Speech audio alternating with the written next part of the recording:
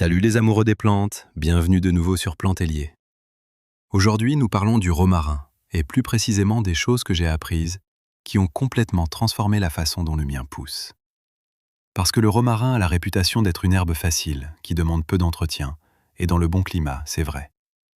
Mais à l'intérieur et en pot, le romarin est l'une des herbes les plus souvent tuées en Amérique. Et la raison n'est pas la négligence, c'est l'inverse. La plupart des gens tuent leur romarin en s'en occupant exactement de la manière que leur instinct leur dicte.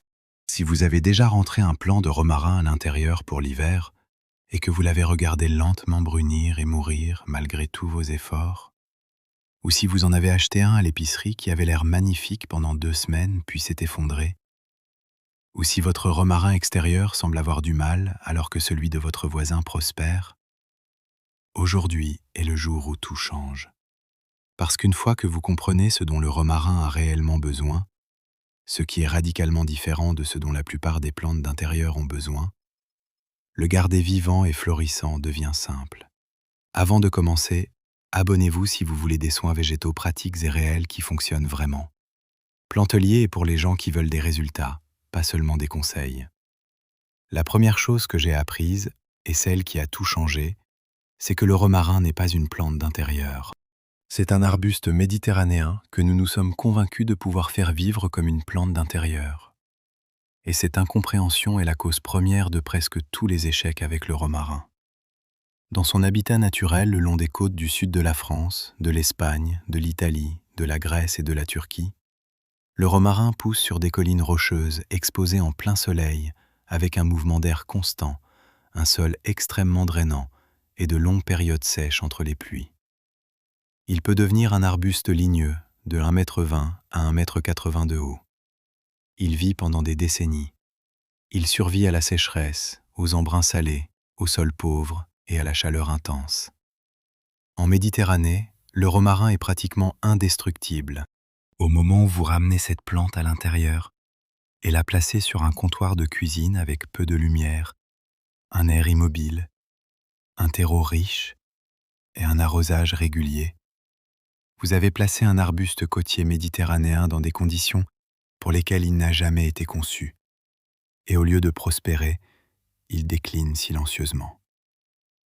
Le déclin est assez lent pour que la plupart des gens ne réalisent pas ce qui se passe avant que la plante ne soit déjà trop loin pour être sauvée. Comprendre ce décalage fondamental est la clé de tout ce qui suit. Vous n'essayez pas de prendre soin du romarin. Vous essayez de recréer les conditions d'une colline méditerranéenne à l'intérieur de votre maison. Chaque conseil que je vais partager concerne la réduction de l'écart entre l'endroit où le romarin a évolué et l'endroit où vous lui demandez de vivre. La deuxième chose que j'ai apprise concerne la lumière. Et c'est le tueur numéro 1 du romarin intérieur. Le romarin a besoin d'un minimum de 6 à 8 heures de lumière directe du soleil par jour. Pas de lumière indirecte vive, pas la lueur ambiante d'une fenêtre voisine, le soleil direct qui frappe les feuilles pendant 6 à 8 heures. La plupart des gens surestiment considérablement la quantité de lumière que reçoivent leurs plantes. Un endroit qui vous semble lumineux peut ne recevoir que 2 ou 3 heures de soleil direct réel. Et pour le romarin, c'est la famine. La plante ne peut pas produire assez d'énergie par photosynthèse pour maintenir toutes ses feuilles en forme d'aiguille, alors elle commence à les perdre de l'intérieur vers l'extérieur. L'intérieur de la plante devient brun et dénudé, tandis que les pointes extérieures semblent encore vertes. Au moment où les pointes extérieures commencent à mourir, la plante est déjà dans un état critique. Si vous cultivez du romarin à l'intérieur, placez-le dans votre fenêtre la plus lumineuse orientée au sud. Si vous n'avez pas de fenêtre orientée au sud, une lampe de croissance supplémentaire n'est pas optionnelle, elle est essentielle. Positionnez-la à quelques centimètres du feuillage et faites-la fonctionner pendant 10 à 12 heures par jour. Ce n'est pas de la tendresse excessive, c'est le minimum dont la plante a besoin pour survivre à l'intérieur. À l'extérieur, le romarin devrait être dans l'endroit le plus exposé au soleil que vous ayez. Contre un mur orienté au sud est idéal, parce que le mur réfléchit une lumière supplémentaire et rayonne de la chaleur la nuit, créant un microclimat plus chaud que le romarin adore. Ne le plantez pas sous les arbres, derrière de grandes plantes, ou dans un endroit qui reçoit moins de 6 heures de soleil direct. Si l'endroit n'est pas assez bon pour un plant de tomates, il n'est pas assez bon pour le romarin. La troisième chose que j'ai apprise concerne l'arrosage. Et c'est là que le soin du romarin devient contre-intuitif d'une manière qui confond la plupart des gens. Le conseil standard est que le romarin tolère la sécheresse, donc arrosez moins. C'est à moitié vrai. Le romarin déteste les racines détrempées et développera rapidement la pourriture des racines dans un sol qui reste humide. Mais voici la partie que la plupart des gens manquent. Le romarin d'intérieur en hiver peut aussi mourir d'être trop sec. L'air chauffé de la plupart des maisons américaines pendant l'hiver fait chuter l'humidité à 20 ou 30%, ce qui est plus sec que de nombreux déserts.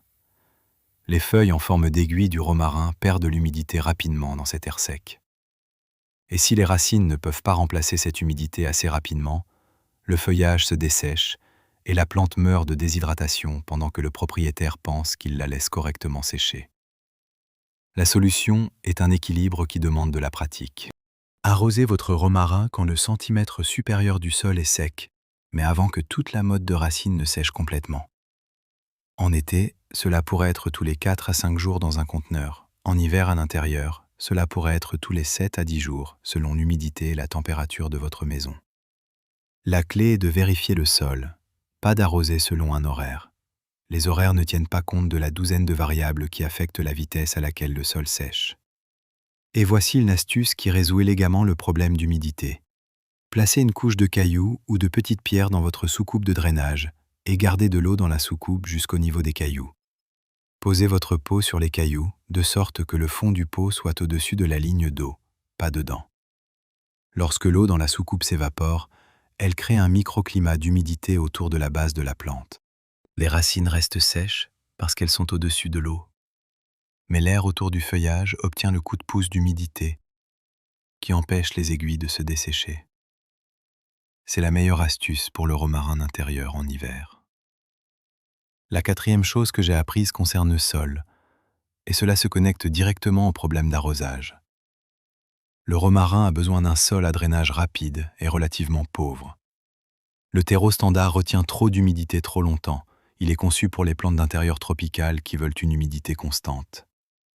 Le romarin veut le contraire. Mélangez votre terreau avec 30 à 50% de perlite, de sable grossier ou de gravier fin. Le mélange devrait être granuleux, presque comme s'il avait trop de matériaux de drainage. Quand vous arrosez, l'excès devrait traverser et sortir par les trous de drainage en quelques secondes, pas stagner à la surface et s'infiltrer lentement. Si l'eau s'accumule à la surface quand vous la versez, votre mélange est trop dense. Vous pouvez aussi utiliser un mélange pour cactus et succulentes directement sorti du sac. Ces mélanges sont formulés pour les plantes qui ont besoin d'un drainage rapide, et les besoins du romarin chevauchent considérablement ceux des succulentes à cet égard. La plante veut que ses racines boivent, puis sèchent relativement rapidement, tout comme sur une colline rocheuse méditerranéenne, où l'eau de pluie s'écoule rapidement et le soleil assèche le sol en quelques heures. La cinquième chose que j'ai apprise concerne la circulation de l'air, et c'est le tueur silencieux dont personne ne parle. Le romarin a évolué sur des collines côtières balayées par le vent, où l'air se déplace constamment à travers le feuillage. Ce mouvement d'air constant fait deux choses essentielles. Il maintient l'humidité basse autour des feuilles, prévenant les maladies fongiques comme l'oïdium, et il sèche le feuillage rapidement après la pluie ou la rosée du matin, réduisant le temps où l'humidité reste sur les aiguilles. Les environnements intérieurs n'ont presque aucun mouvement d'air. L'air autour de votre plant de romarin est immobile, chaud et de plus en plus humide au fur et à mesure que vous arrosez et que la plante transpire. Ces conditions sont idéales pour l'oïdium, qui apparaît comme un revêtement poudreux gris-blanc sur les feuilles. Une fois que l'oïdium s'installe sur le romarin, il affaiblit rapidement la plante et peut être très difficile à éliminer. La solution est simple. Un petit ventilateur placé près de votre romarin fonctionnant à faible intensité crée assez de mouvements d'air pour prévenir les problèmes fongiques. Il n'a pas besoin de souffler directement sur la plante.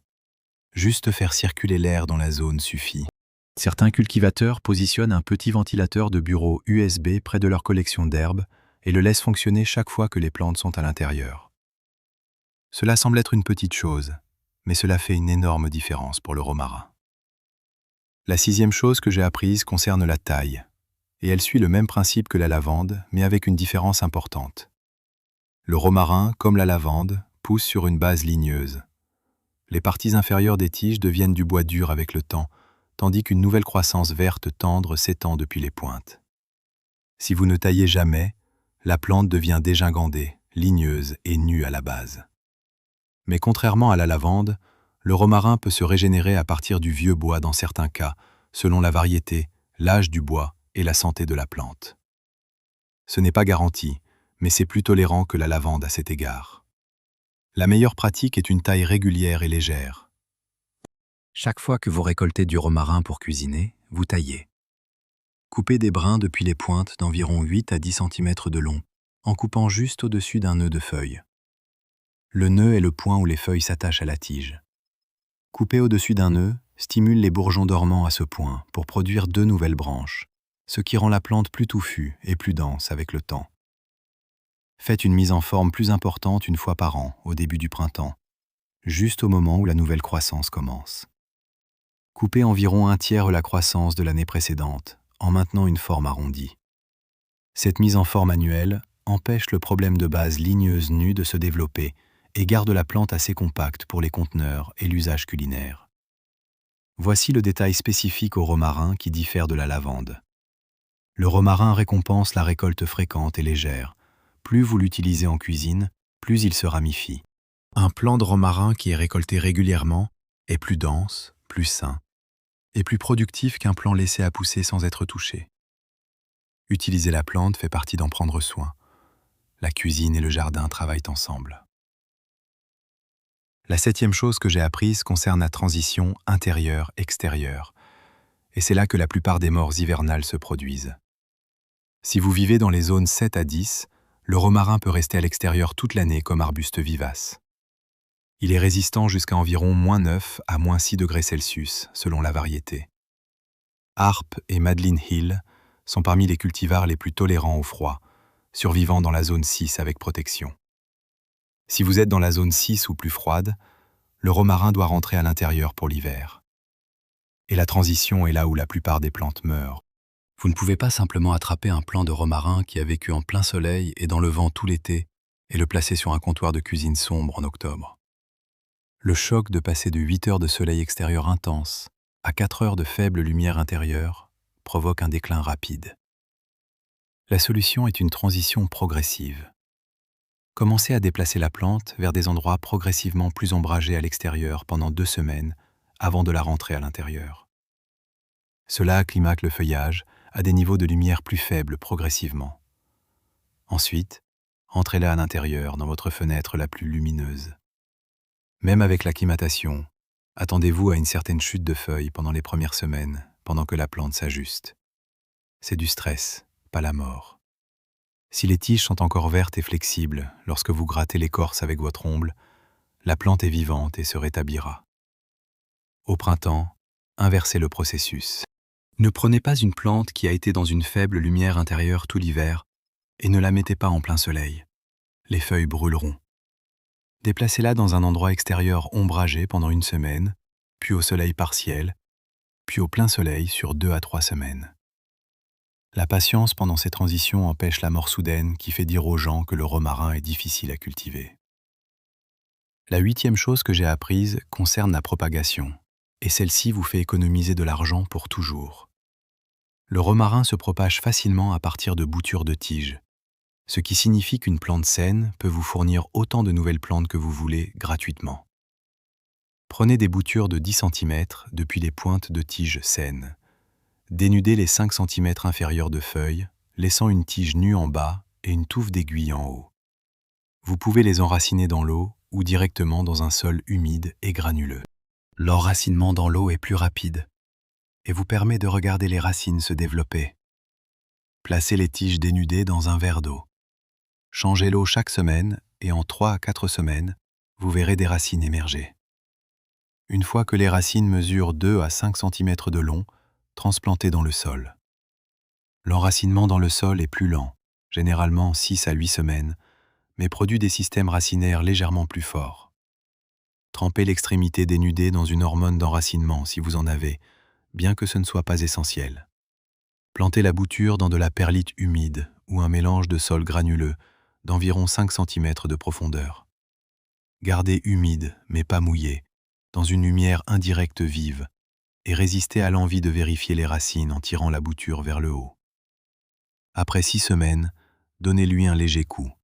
Si vous sentez une résistance, les racines se sont formées. Prenez des boutures au printemps ou au début de l'été, lorsque la plante est en croissance active et que les tiges sont semi-ligneuses, c'est-à-dire fermes à la base, mais encore flexibles aux pointes. C'est à ce moment que les taux de réussite d'enracinement sont les plus élevés. Une plante mère peut fournir une douzaine de boutures par an sans être endommagée, tant que vous ne retirez pas plus d'un tiers du feuillage total à la fois. Permettez-moi de parler des variétés, parce que choisir le bon romarin pour votre situation fait une différence significative. Pour la cuisine, Tuscan Blue est considéré comme l'une des meilleures variétés culinaires. Il a de larges aiguilles avec une teneur élevée en huile et une saveur intense, presque résineuse. Il pousse droit et touffu, ce qui le rend idéal pour les conteneurs et les rebords de fenêtres de cuisine. C'est la variété que la plupart des chefs professionnels préfèrent. Pour la tolérance au froid, Harp est l'étalon or. Développée à Harp, au Texas, et testée largement à travers les États-Unis, cette variété peut survivre aux hivers de la zone 6 et même dans des endroits abrités de la zone 5 avec protection de paillis. Si vous êtes dans le Midwest ou le Nord-Est et voulez du romarin à l'extérieur toute l'année, Harp vous donne la meilleure chance. Pour les conteneurs suspendus et les paniers suspendus, Prostratus est une variété rampante et basse qui tombe magnifiquement sur les bords des pots. Il produit les mêmes aiguilles aromatiques que les variétés dressées, mais sous une forme qui est ornementale autant que fonctionnelle. Il est moins résistant au froid que les types dressés, donc il est préférable dans les zones humides et plus chaudes, ou comme plante en conteneur rentrée à l'intérieur pour l'hiver. Salem vaut la peine d'être connu si votre défi principal est de garder le romarin vivant à l'intérieur. Cette variété est moins sensible à la courte durée du jour que la plupart des cultivars de romarin, ce qui signifie qu'elle gère mieux la lumière réduite de l'hiver à l'intérieur que d'autres. Si vous avez perdu des plants de romarin au déclin hivernal malgré tous vos efforts, essayez Salem avant de conclure que le romarin d'intérieur est impossible. Maintenant, laissez-moi partager quelque chose sur le parfum du romarin que la plupart des gens ne savent pas, parce que cela se connecte à pourquoi la plante se comporte comme elle le fait. L'arôme intense du romarin provient de composés organiques volatiles dans l'huile essentielle, principalement le 1,8-cinéole, l'alpha-pinène et le camphre. Ces composés sont produits dans de minuscules glandes à huile à la surface des aiguilles. Lorsque vous frottez contre le romarin ou écrasez une aiguille entre vos doigts, ces glandes se rompent et libèrent les huiles aromatiques. C'est l'éclat de parfum que vous obtenez. Voici ce qui est fascinant. La concentration de ces huiles est directement influencée par les conditions de croissance. Les recherches sur la production commerciale d'huile de romarin ont constamment montré que les plantes cultivées dans un sol pauvre et à drainage rapide, avec plein soleil et un stress de sécheresse modéré, produisent des concentrations d'huiles essentielles beaucoup plus élevées que les plantes cultivées dans des conditions riches, humides et confortables. La réponse au stress chez le romarin inclut l'augmentation de la production d'huile, qui est censée servir de protection contre les dommages UV, l'herbivorie des insectes et la perte d'eau.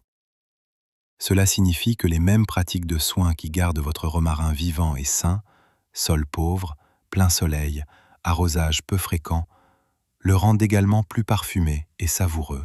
Un romarin choyé dans un sol riche, avec un arrosage régulier, aura un goût plus doux et sentira moins intense qu'un romarin cultivé un peu rudement.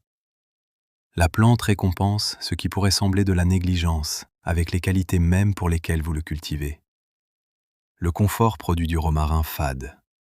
Un peu d'adversité produit la saveur intense, résineuse et poivrée, qui le rend irremplaçable en cuisine. Et en parlant de cuisine, voici quelques conseils pratiques qui tirent le meilleur parti de votre romarin cultivé à la maison. Le romarin frais est beaucoup plus aromatique et savoureux que le séché. Si vous cultivez le vôtre, utilisez le frais chaque fois que possible. Récoltez le matin après que la rosée est séchée, mais avant la chaleur du jour, C'est à ce moment que la concentration d'huile dans les feuilles atteint son maximum. Pour les plats avec de longs temps de cuisson, comme les rôtis, les ragoûts et les braises, ajoutez des brins entiers tôt. Les tiges ligneuses tiennent ensemble pendant la cuisson et peuvent être retirées avant de servir.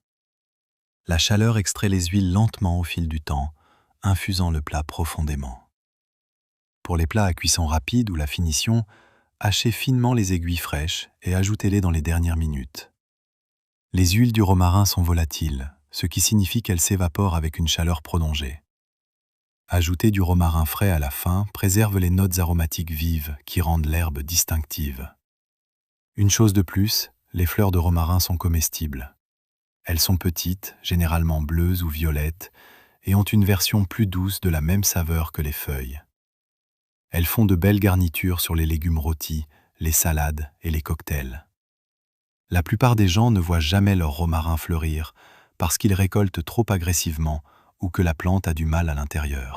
Un romarin sain et bien éclairé, qui pousse depuis 1 an ou plus, produira des fleurs au printemps. Et elles valent la peine d'attendre. Depuis que j'ai appris ces 8 choses, mon romarin n'a pas seulement survécu, il prospère. À l'intérieur en hiver, à l'extérieur en été, produisant des aiguilles parfumées pour cuisiner toute l'année et fleurissant avec ses petites fleurs bleues au printemps que la plupart des gens n'ont jamais vues sur une plante d'intérieur. Le romarin n'est pas difficile, il est juste différent. Une fois que vous arrêtez de le traiter comme une plante d'intérieur tropicale et commencez à le traiter comme l'arbuste côtier méditerranéen qu'il est réellement, tout se met en place. Si cela a changé votre façon de penser au romarin, abonnez-vous à Plantélier. Dites-moi dans les commentaires quelle a été votre plus grande difficulté avec le romarin, à l'intérieur, à l'extérieur, ou la transition entre les deux.